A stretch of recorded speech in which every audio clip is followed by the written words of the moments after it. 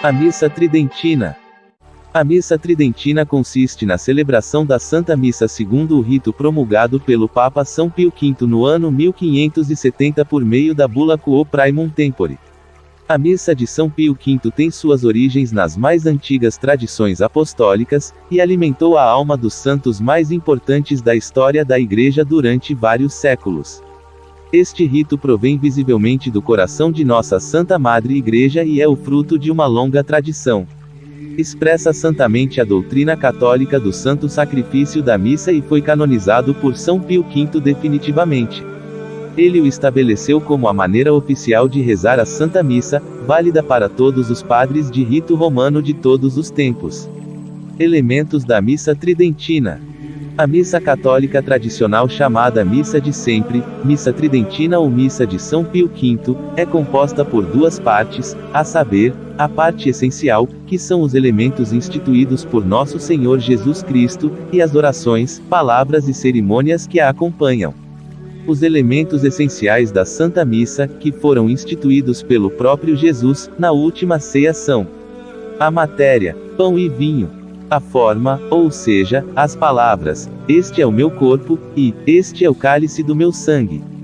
Um padre validamente ordenado que tenha a intenção de fazer o que a Igreja faz na confecção deste sacramento. As palavras e cerimônias que acompanham esses elementos essenciais se desenvolveram através dos séculos até alcançar a forma que chegou aos nossos dias. Todas as orações e cerimônias em torno às palavras da consagração foram introduzidas pela Santa Igreja para realçar a majestade deste grande mistério, para instruir-nos, aumentar nossa fé, e inflamar nossa devoção. Não existe em toda a cristandade um rito tão venerável como o do missal romano, diz um dos mais sábios liturgistas, Fortescue.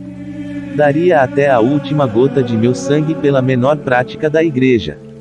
Santa Teresa. História das cerimônias da Santa Missa. Durante os séculos I e II, essas palavras de Cristo estiveram rodeadas por uma liturgia inicial que, pouco a pouco, foi germinando no Oriente e no Ocidente do Império Romano. Todas as partes principais da missa apareceram já no século III e, no século IV, o rito romano ficou plenamente conformado, durante o pontificado do Papa São Damaso, 366 a 384. Contudo, até São Gregório Magno 590 a 604, não existia um missal oficial com os textos das missas do ano. O Liber Sacramentorum foi redigido, por encargo de São Gregório no princípio de seu pontificado, para uso das stationes que tinham lugar em Roma, quer dizer, para a liturgia pontifical. Esse missal contém praticamente a mesma missa tradicional tal como chegou a nossos dias, posto que as modificações ou adições que São Pio V, 1566 a 1572, efetuou ao codificar seu missal romano foram muito pequenas. Portanto, podemos assegurar que a missa que atualmente é chamada de São Pio V, não é outra senão o rito romano tal qual o encontramos, em suas partes mais importantes, no século IV, tendo sido posteriormente escrito em forma de missal pela primeira vez por São Gregório Magno. Cânon da Missa. O cânon da missa, excetuados alguns retoques feitos por São Gregório Magno, alcançou com São Gelásio I, 492 a 496, a forma que conserva até hoje. Os romanos pontífices não deixaram de insistir desde o século V sobre a importância de adotar o Canon Missae Romanae, dado que ele remonta a ninguém menos que o apóstolo São Pedro. Com efeito, por causa da lei do arcano que obrigava, na época das perseguições, a manter sigilo especial sobre as principais verdades da fé, os textos mais antigos do cânon da missa datam do século IV, mas, o Concílio de Trento nos ensina que este remonta aos próprios apóstolos. Codificação feita por São Pio V. Assim, São Pio V codificou a missa romana na sua forma mais pura segundo a indicação do Concílio de Trento, 1545 a 1563.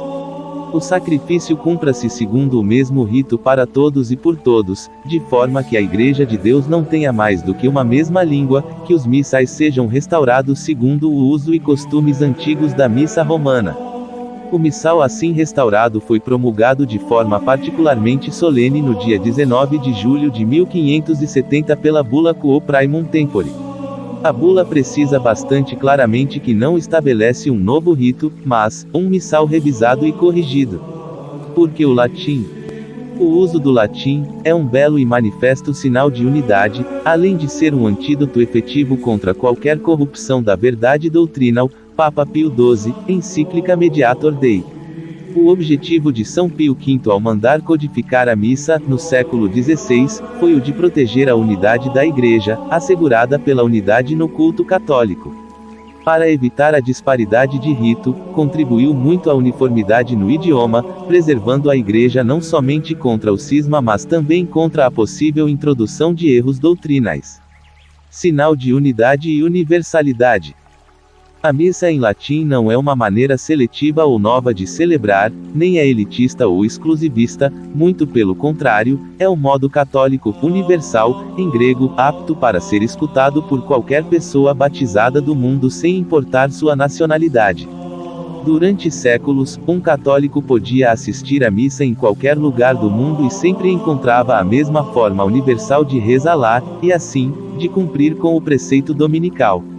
Se pudéssemos viajar através do tempo, encontraríamos a mesma verdade. Uma missa rezada por um sacerdote católico que vivesse em Roma no ano 570, seria igual a uma rezada por um sacerdote que vivesse em Nagasaki em 1940, ou a de um padre da Fraternidade Sacerdotal São Pio X, no ano 2015.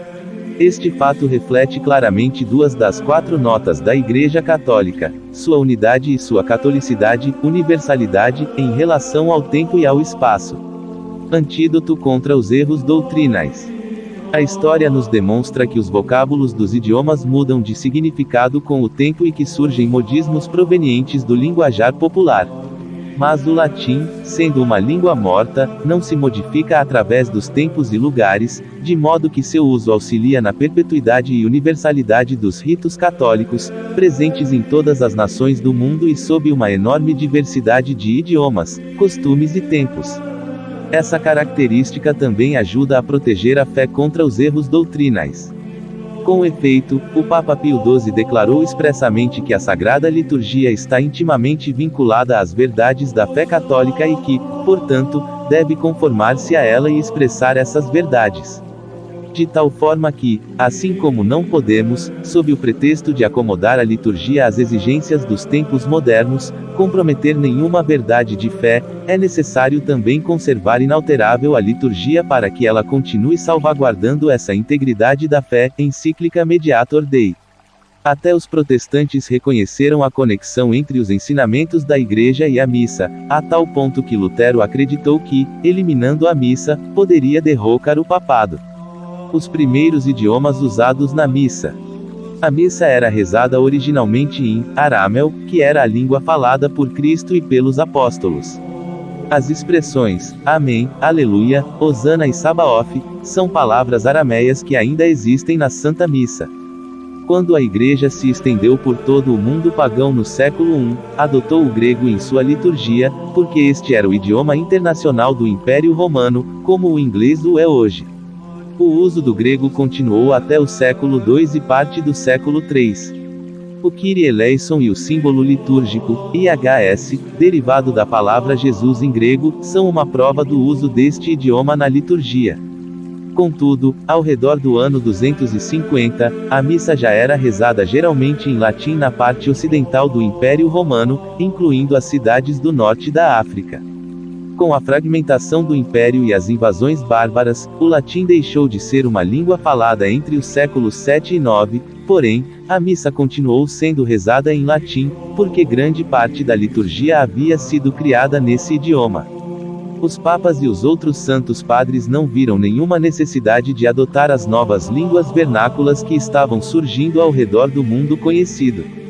O uso do latim foi também um meio providencial, porque, apesar de ser uma língua morta, serviu como meio de comunicação internacional e como sinal de unidade da Igreja e do continente europeu através dos séculos. Sagrada Liturgia.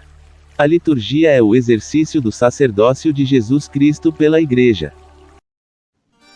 Grupo Tradição Católica, fundado pelo apostolado fora da igreja não há salvação, no ano de 2007.